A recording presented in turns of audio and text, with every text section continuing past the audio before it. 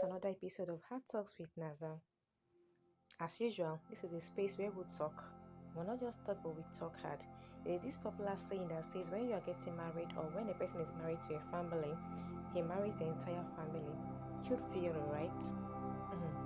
But when this what happens when this family comes with a lot of dramas, control issues, and straightaway disrespect? What would you do in such scenarios? Okay, this night is a night gist, it's a night vibe. So I just want us to talk about in-laws, those silent battles in marriages that nobody wants to break into the open, because the truth is behind every polite smile at family gatherings, there is often a story of pain, jealousy, and unspoken resentment. So let's get talking in this whole in-laws thing. Now don't forget to hit the subscribe button, like, share, and comment, please. Thank you. So the first segment is parents who won't let go. Imagine this: you are newly married, trying to build your home, but every decision, what to eat, where to live, how to raise your kids, how to make out, when to make out with your spouse, still has to be approved by your parents. And if you dare say no, suddenly you are tagged as disrespectful. In Africa, that's what it looks like. Some parents don't realize they are choking their kids or their child's marriage in the name of love. Scared to admit, and many couples are too scared to admit that the biggest problem isn't each other, it's the family they come from. Yeah, there's always that point where you know that it's time to let this child go. You've parented this child, and this child is going to be a partner to somebody else tomorrow. A full-grown adult that would make their own decisions, bring offspring into reality, into life, raise them. So why won't you let go? The next segment is this one is found in almost every African home: the cold war between mother-in-laws and daughter-in-laws. I don't know, it's as old as time, right? I just can't figure out that resentment. But picture this: a son brings his wife home. The mother smiles, but deep inside, she feels she's replaced. Why? Whereas the wife to the guy feels she's judged. The daughter-in-law tries to place, but no matter what she does, how hard she tries, it's never enough. The food is never cooked the right way to the family's taste. The house is never cleaned properly, and the son is set in the middle. You can imagine trying to act like he's not aware of what is happening, he sits in the middle, protecting his wife makes him a bad son. Siding with his mother makes him a bad husband. Nobody admits it, but this silent cold war has destroyed more homes than people think. At some point, yes, you would have to take sides. It's either you're siding with your mother or you're siding with your wife. But come to think of it, as a son, are you supposed to side with your moms? Especially if she comes with your marriage with excesses. And as a daughter, are you supposed to side with your parents against your husband? The Bible says, for this reason, the man shall leave his father's house, his mother's house, to cleave unto his wife, and they two shall no longer be two, but rather one, that is entwined together. This applies to both the wife too. You are leaving your family house to be entwined to that partner, to become one. So for this reason, let no man put asunder what the Lord has joined together. I don't know if this as well is applicable to the Holy Quran. Muslims, please let's know in the comment section. Next is money, entitlement, and silent fights. Now let's talk about money. Imagine your husband sending half his salary home every month while you're struggling to pay the bills, utility bills, medical bills, groceries, and the rest of it. Or your wife secretly gives her siblings money and parents without letting you know, leaving you wondering why there's always nothing left. But who dare speak up? Because the moment you do, you be called stingy, selfish, or wicked. So couples smile in public and fight in whispers at night. Now this whole money entitlement silent fight, especially if the man is a breadwinner of that entire family, the whole expenses in his family comes from him paying his siblings' school fees, taking care of their parents, etc., etc. So as a wife, as a lady coming to such a family, you are seen as a threat. You are seen as a big threat. The see his sisters wants to be the one to get him a wife. Now, this way transparency comes to place, right? You as a lady as well, especially at the Adas in the Igbo setting, the Adas are seen as another breadwinners of the family. So they are expected to take out the responsibility of their families at even a tender age. Now, thereby making the family, thereby when they are married, it makes them opaque to their partner. Whereas they are supposed to be transparent. Yes, how I spend money is no longer your money. It now becomes this adage of the man's money is our money. As for the wife, your money, her own money becomes her own personal money. No, where did you guys generate this scenario and narrative from? Just unless you say something fishy coming from either of the spouse trying to act funny. And the next is the silent sufferers.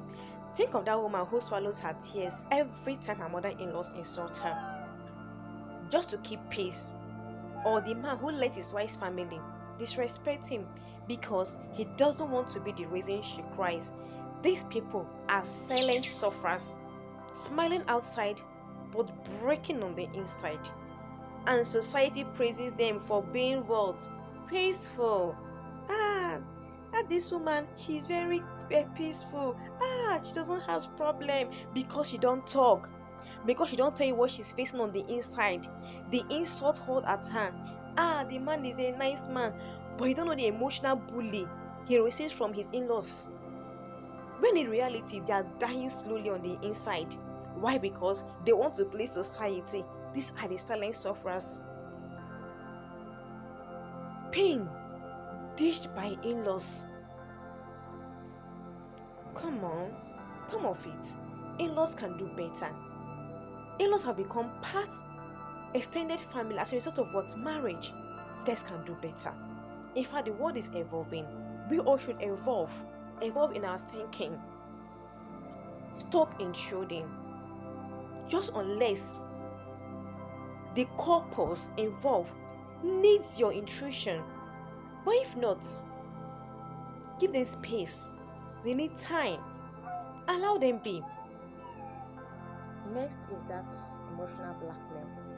This issue, this very aspect. Have you ever gotten that phone call from family, the one that says, "So you've gotten married? Oh, now you don't care about us. You don't pay attention. Oh, somebody else now will come and enjoy. Your wife is not enjoying the fruit of our labor. The sister said, I sacrificed this for you. The mom will say, the 10 months of my 10 years, I carried the 12 months. You know those emotional blackmails begin to come to play out. Your wife now is enjoying the fruit of our labor. That's not just conversation. That's emotional blackmail right there. Many couples bent with that pressure, now caught in between pleasing their family and pleasing their spouse. But should that be so? At this point, you see the home beginning to have issues, beginning to have chaos, early homes, early marriages, because nobody wants to carry the guilt of being called ungrateful. Of course, yeah, the newly married wife too, will be looking for measures and ways to see that she pleases her new family. But then whereas the new family come with control issues. Why? Because they know that through that emotional blackmail, they gain access to have control into the family. Next of which is the boundaries we fear to set. Here's the hardest part. Boundaries, right? Imagine telling your mother that she can't just walk into your house without calling. Or you tell your siblings that your wife's money is not their bank account. That one sentence alone could make you the enemy of the family.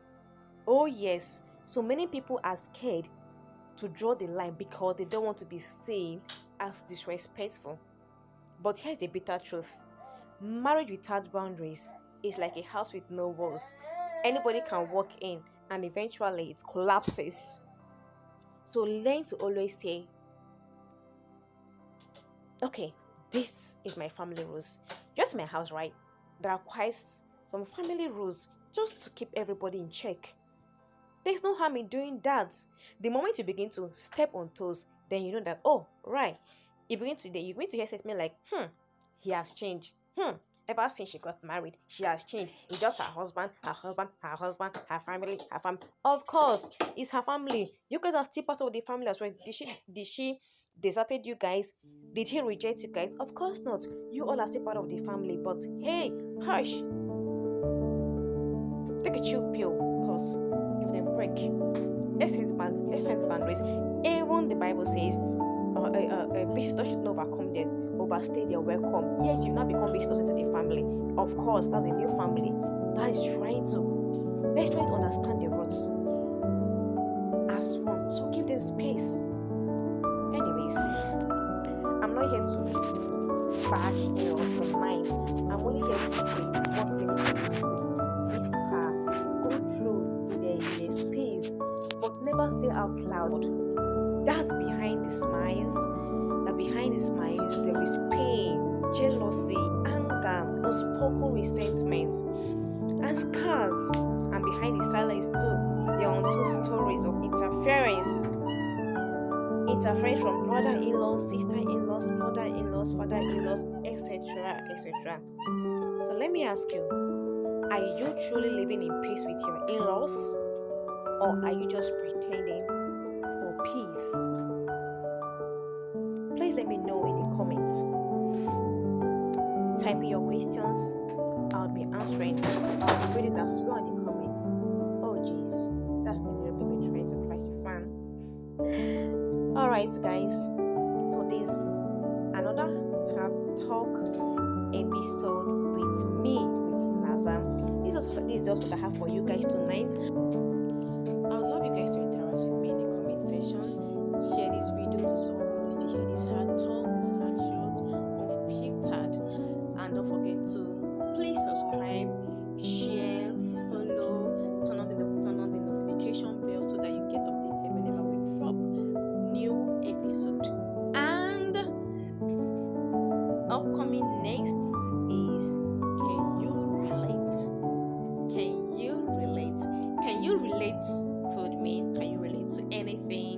Can you relate to anything? So just stay updated by turning on the notification bell so you don't miss out on our beautiful, mind-blowing episode. It was nice having this gist and chat with you tonight. I hope you have a restful night rest.